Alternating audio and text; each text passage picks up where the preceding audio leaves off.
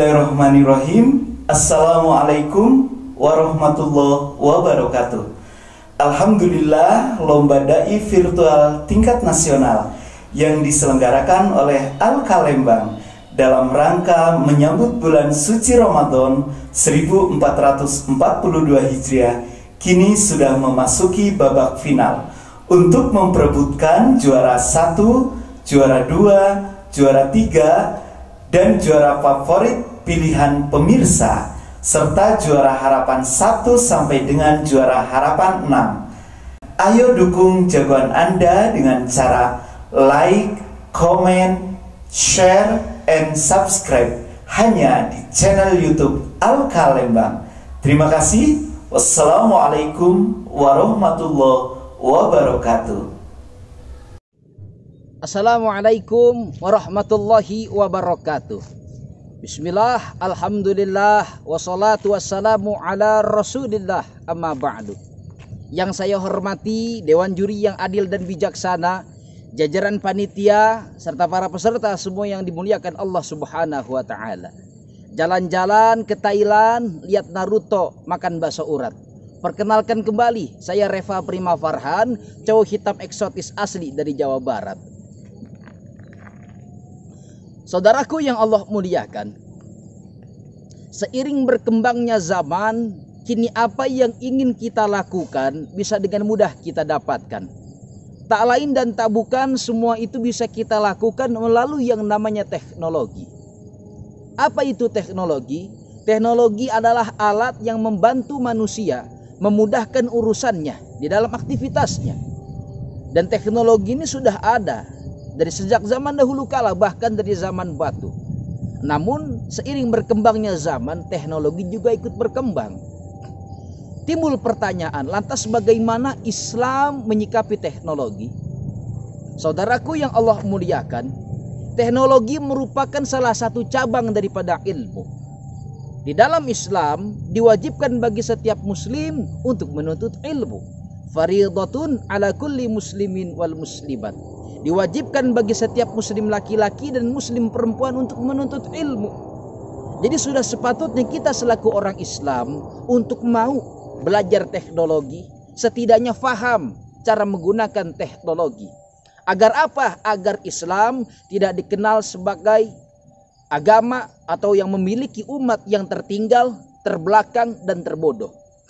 Sebab kalau kita lihat pada fenomena saat ini, seolah agama Islam adalah agama yang kuno, ajarannya ajaran yang jadul, yang tak tepat bila diimplementasikan di era saat ini. Padahal agama Islam ini adalah agama yang modern. Ajarannya mencangkup segala aspek di dalam kehidupan. Ajarannya mampu menjawab tantangan zaman.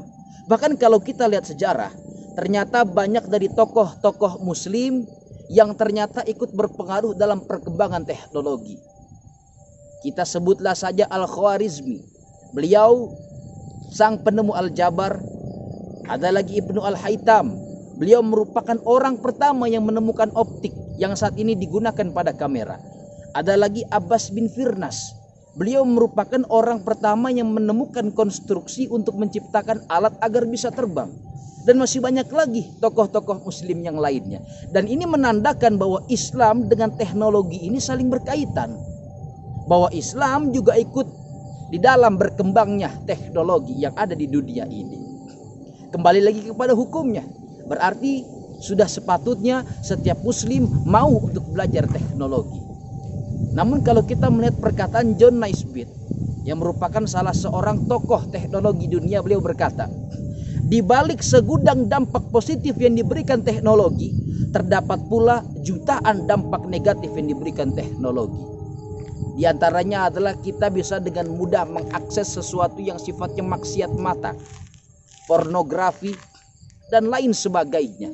Oleh karenanya, kita tahu teknologi ini adalah ilmu, maka yang namanya ilmu di dalam agama Islam harus dibarengi dengan yang namanya iman. Sebagaimana dalam Al-Quran surah Al-Mujadalah ayat 11 Allah berfirman, yarfa'illahu alladhina amanu minkum walladhina utul ilma darajat. Allah akan mengangkat derajat orang yang beriman dan orang yang berilmu.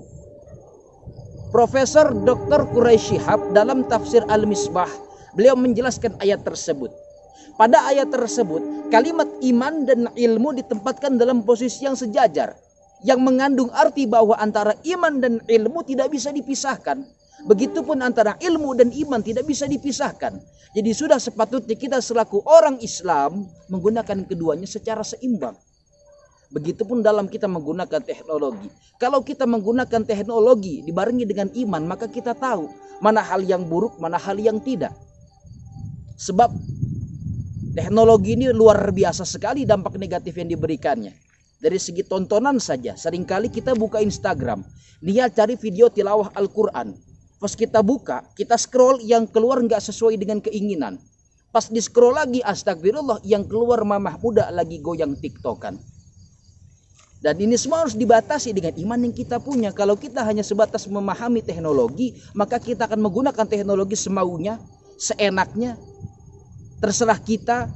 Dan yang paling bahaya dari teknologi ini adalah melalui sosial media atau menyebarnya berita hoaks. Dan ternyata Al-Quran, Allah Subhanahu wa Ta'ala telah jauh-jauh memperingati hambanya melalui Al-Quran. Tepatnya pada Al-Quran surah Al-Hujurat ayat 6. Ya ayyuhalladzina amanu in ja'akum fasiqum binaba'in fatabayyadu an tusibu qauman bijahalatin fatusbihu ala ma fa'altum nadimin. Yang mana makna daripada ayat tersebut adalah kalau kita mendapatkan informasi yang baru katanya, belum faktanya, maka jangan kita sebarluaskan. Inilah saat ini fenomena yang terjadi. Berita bisa dengan mudah diakses melalui sosial media. Kabar apapun bisa dengan mudah kita akses. Kalau kita tidak memfilternya dengan iman, hanya sebatas nafsu semata, maka kita pasti akan dengan mudah menyebarkan berita-berita hoaks yang kita tidak tahu dampak daripada berita tersebut jika kita sebarkan.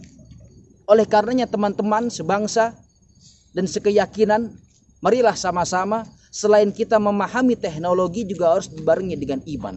Maka kata guru saya dikatakan, zaman boleh berubah tapi akidah jangan sampai goyah.